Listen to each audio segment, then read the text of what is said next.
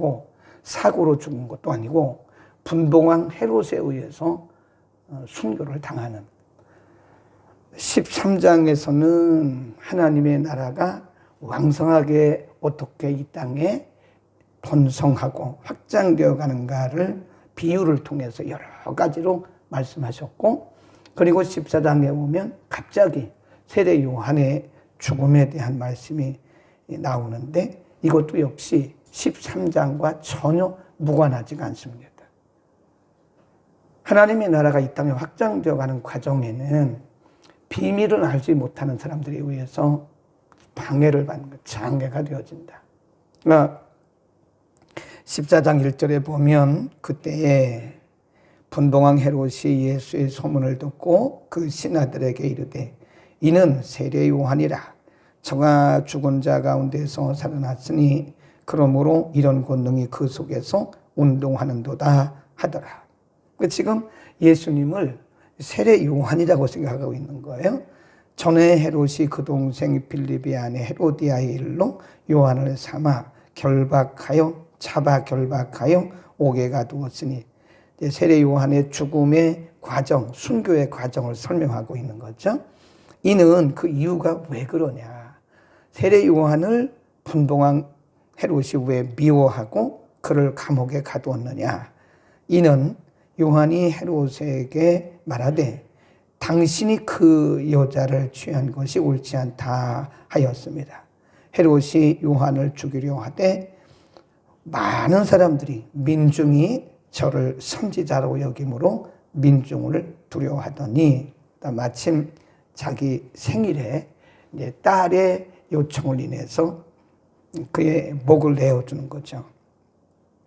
8절 그가 제 어미의 시큼을 듣고 가로되 세례 요한의 머리를 서반에 담아 여기서 내게 주소서 하니 왕이 근심하나 자기의 맹세한 것과 그 함께 앉은 사람들로 인하여 마음의 근심을 두고 사람을 보내어 요한을 옥에서 꺼내다가 그를 목베었다. 세례 요한의 순교를 가만히 보면요, 이 복음을 알지 못하는, 그러니까 그 시대의 비밀을 발견하지 못한 분봉왕 헤롯의 악한 일을 인해서 그가 순교를 당한 것이다. 그거예요. 분봉왕 헤롯이 자기 동생의 아내를 취해서 아내를 삼은 거예요. 그러니까 세례 요한이 말하기를 그거 옳지 않습니다. 이 말 때문에 늘 세례 요한에 대한 반감을 갖고 있던 거예요. 이 저것이 어찌 왕인 나에게 저런 말을 하나. 충돌이 생기는 거예요. 하나님의 나라가 전파되는 과정에는 항상 충돌이 생긴다고 그랬잖아요.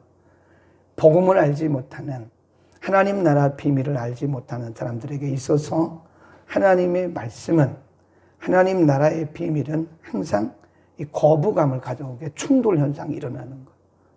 그러니까 분봉왕 헤롯이 세례 요한을 통해서 그 말을 듣자 충돌이 일어난 거예요. 분노하게 된 거죠. 악한 충돌이 일어나면서 그를 결국은 자기가 안 한 것처럼 하면서 사실은 그의 명령에 의해서 세례 요한을 목베어 죽게 한 것이다.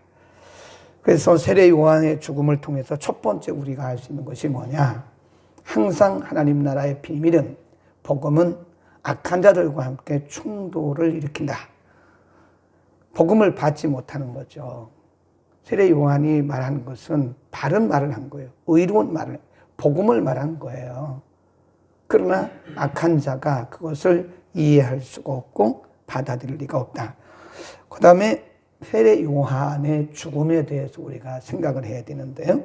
세례 요한은 예수님보다 먼저 태어났어요. 마태복음에는 세례 요한의 출생에 대해서 세밀하게 말하지는 않았어요. 근데 누가복음에 보면 예수님 탄생 전에 세례 요한에 대해서 아주 세밀하게 기록을 해요. 세례 요한은 예수님보다 약 6개월 정도 먼저 왔다 그래요. 예수님은 세례 요한에게 세례를 받습니다. 세례 요한의 단 한 가지 사역이 뭐냐? 세례예요. 그래서 우리가 세례 요한이라 그래요. 세례 요한. 그의 사역은 귀신을 쫓은 것도 아니고 병을 고친 것도 아니고 그건 무슨 능력을 행한 것도 아니야. 단 한 가지, 한 가지. 예, 많은 사람들에게 세례를 주면서 내 뒤에 누가 오고 계신다. 나보다 더 큰 이가 내 뒤에 오고 계신다. 나는 여러분에게 물로 세례를 주지만 그분은 여러분에게 불과 성령으로 세례를 줄 것입니다. 그리고 한마디가 뭐예요? 회개하시오, 그거예요. 회개하시오. 천국이 가까웠다. 그때 말한 세례 요한의 천국은 예수님을 말하는 거예요. 회개하세요. 지금 메시아가 오고 계십니다. 그래서 예수님의 오시는 길을 그가 예비했어요. 이사야 선지자는 그를 말하기를 광야에 외치는 자의 소리다. 그 세례 요한이 한 일은 꼭 하나예요. 회개하시오. 천국에 가까웠습니다. 그리고 사람들에게 회개를 줘. 회개의 세례를 주는 거예요. 예수님이 오신다. 광야에 외치는 자의 소리로서 회개를 전파했던, 그리고 세례를 주었던 것이 세례 요한의 사역입니다. 근데 우리가 세례 요한을 보면서요, 하나님께서 정하신 사역이 다 있어요. 우리 각 사람이 하나님께서 부름받은 분야가 다 다릅니다. 비교할 거 없어요. 누가 하는 사역을 우리가 비난할 것도 없어요. 그것은 그분의 사역이고 이것은 저의 사역이고 여러분의 사역이고, 제 사역이 다르고 여러분의 사역이 다 달라요. 상급은 천국에 가면 뭘로 받느냐? 직분으로 받는 게 절대 아닙니다. 하나님이 우리에게 주신 사명에 따라 상급을 받는 거예요. 어떤 사람은 평생 기도의 사명을 받은 사람이 있어요. 그분이 뭐 귀신을 쫓은 것도 아니고 해외 나가서 복음 전한 것도 아니고 거리 나가서 복음 전한 것도 아니에요. 평생 기도만 해요. 안나 같은 분들은 평생 성전에서 기도만 했다고요. 그 사역이라니까요. 그러니까 하나님 앞에 가면 그 기도의 사역에 따라서 상급을 받는 거예요. 저 사람은 기도만 하지 저 사람이 한 게 뭐가 있냐고. 저 사람은 나가서 전도를 했어요? 그 사람이 해외 선교를 했어요? 그 사람이 헌금을 했어요? 저 사람 기도한 거밖에 뭐가 있냐고. 그런 말 하면 안 돼요. 그분의 사역입니다. 그분은 평생 기도 사역하도록 하나님이 그렇게 그를 부르신 거다. 그러니까 사람마다 하나님의 그 부르심, 콜링이 틀려요. 그러니까 나와 비교할 것도 없고 다른 사람의 사역에 대해서 나와 같지 않다고 해서 비난할 것도 없어요. 그것은 그분의 사역인 거예요. 우리가 주방에 가면 옛날에는 그걸 차단스라고 그랬는데 그 그릇을 넣어놓는 그걸 뭐라 그럽니까? 그릇장? 거기에 보면 그릇을 넣어놓는 게 그릇장에 보면 별 그릇이 다 있어요. 요만한 종재기도 있고 요만한 큰 것도 있고, 네. 어떤 거는 이렇게 생긴 물그릇도 있고 주전자도 있고 아주 작은 것도 있어요. 간장 정제기. 어떤 거는 큰 사발. 근데 보면 아주 종류가 다양해요. 근데 그 용도가 다 있다는 거예요. 큰 사발이 말하기를, 야, 간장 정제기, 너는 왜 그따위로 생겼냐? 그렇게 욕하면 안 되죠. 나처럼 이렇게 커야지, 너는 왜 이렇게 적으냐? 이렇게 말해도 안 된다는 거예요. 다 용도가 있어요. 간장 종제기는 간장을 담아요. 큰 그릇에 어떻게 간장을 담아요? 간장은 이런 많은 종제기에 담아야 되는 거예요. 다 용도가 있어요. 쓸데없이 거기다가 진열해 놓는 사람은 없어요. 다 용도가 있다. 그러니까 우리를 하나님이 부르실 때도 어떤 사람은 조금 큰 그릇으로, 어떤 사람은 중간으로, 어떤 사람은 작게, 어떤 사람은 이런 모양으로, 어떤 사람은 동그랗게, 어떤 사람은 네모로. 하나님이 우리를 쓰시는 용도가 다 달라요. 그러니까 우리 이렇게 말하면 안 돼요. 내 사역이 제일이야. 이렇게 말해도 안 되고, 저분 사역이 참 훌륭하네. 부러워할 것도 없어요. 네. 부러워할 것도 없고, 우리 자신에 대해서 너무 과소평가할 것도 없고, 남을 비난할 것도 없고, 우리는 우리 사역하면 되는 거예요. 나는 내 사역하면 되는 거예요. 세례 요한이 귀신 안 쫓았다니까요. 세례 요한이 병 안 고쳤다니까요. 세례 요한이 예수님처럼 그렇게 많은 사람들을 모아놓고 가르치지 않았어요.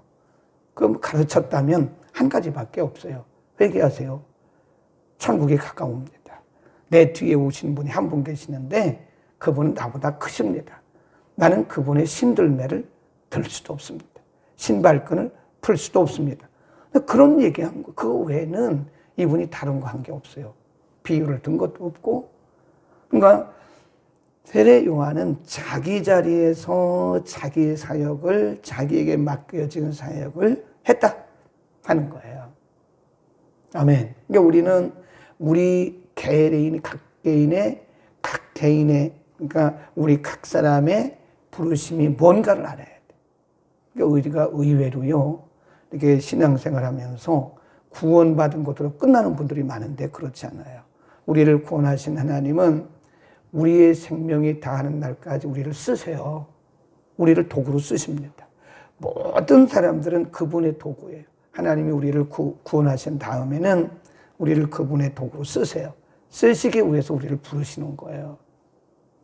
그러니까 예수를 믿고 신앙생활을 하면서도 내 사명이 뭔지 모르고 있는 사람들은 참 신앙생활 불행하게 하고 있는 겁니다.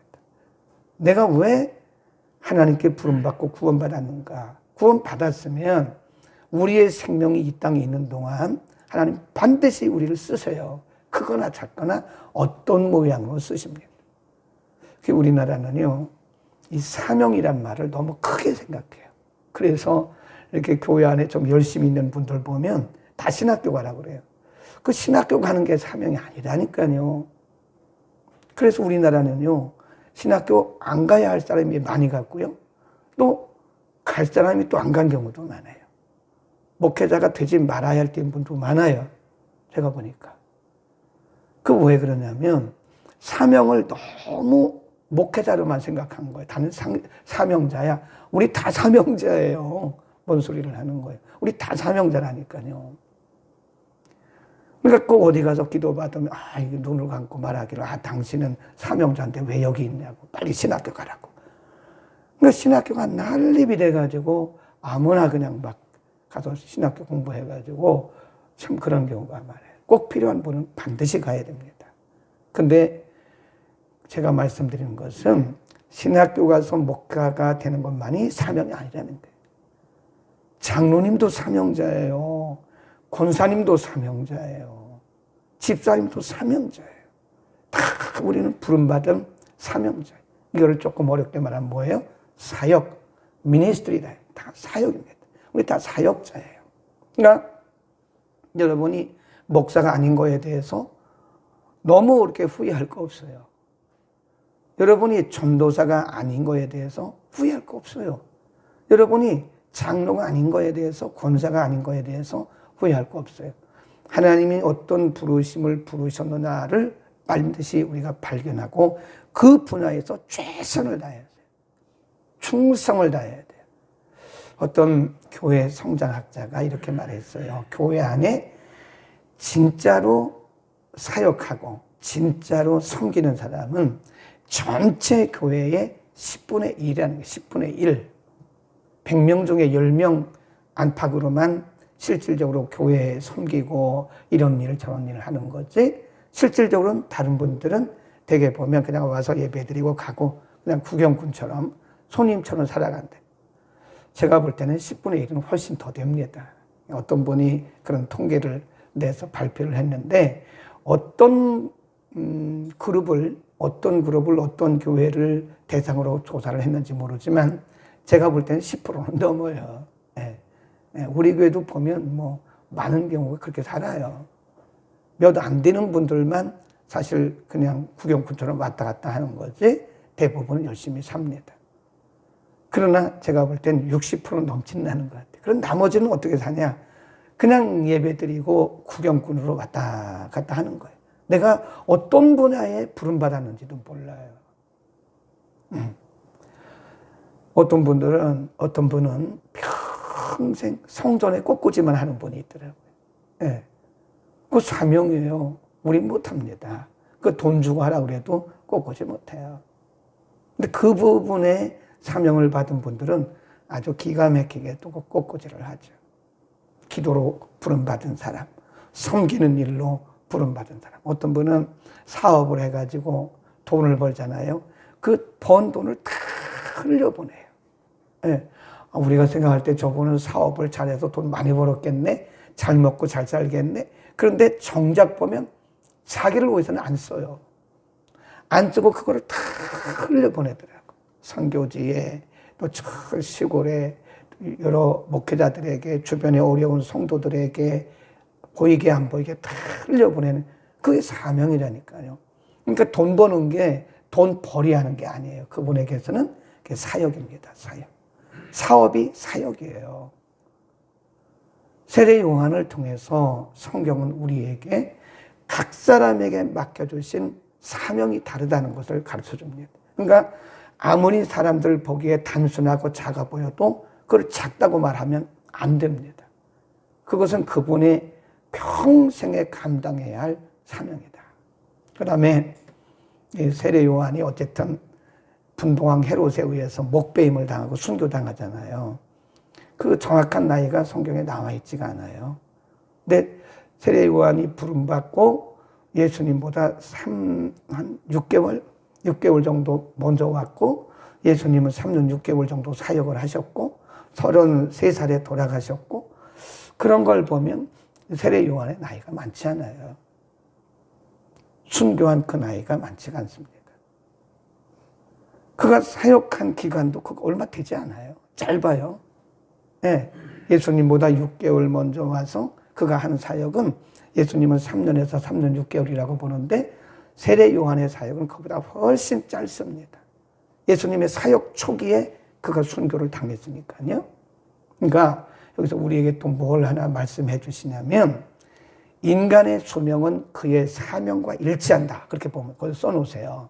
인간의 수명은 그의 사명과 일치한다.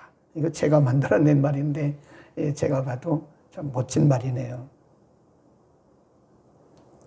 인간의 수명은 그의 사명과 일치한다. 그건 맞는 얘기예요. 우리가 지금 살아있다는 것은 아직 사명이 남아있다는 겁니다. 네. 가끔 보면 참 안타까운 경우가 있어요. 은퇴하고 나서 그냥 그 시간을 어떻게 할까 고민하는 분도 계시고 어떤 분은 은퇴하고 나서 더 바쁘더라고요. 그러면 아직도 그분이 80 넘었는데 저렇게 그림 그리시고 살아계신 것은 그분의 사명이 남아요. 저도 마찬가지, 여러분도 마찬가지. 나는 왜 빨리 안 죽고 이렇게 사냐? 그렇게 말씀하면 안 돼요. 그렇게 말씀하지 않아도 사명이 되면 하나님 데려가십니다. 네, 어제 부천에서 목회하시는 최선 목사님이 우리 목회자 단톡방에다가 조화를 올려서 깜짝 놀랐어요. 아, 누가 돌아가셨지? 자기 친구가 갑자기 천국 갔다는 거예요. 그래서 한 사람이 물어봤어요. 그 친구가 올해 연세가 어떻게 됩니까? 그러니까 연세가 아니고요. 나이입니다. 그래. 몇 세인데요? 55세입니다. 그래. 깜짝 놀라요. 55세에 갑자기 목회다가 갑자기 돌아가신 거예요. 갑자기. 아픈 것도 아니고 지병이 있는 것도 아니었대요. 사고 난 것도 아니었대요. 갑자기 돌아가셨어요. 근데 이게 더 황당한 거예요. 그건 해석이 잘 안 되죠. 그런데 이런 입장에서 보면 세례 요한을 보고 우리가 성경적인 입장에서 보면 해석이 돼요. 무슨 해석이 되죠? 사명이 끝났다. 사명이 다 있기 때문에 하나님께서 데려가신 거지.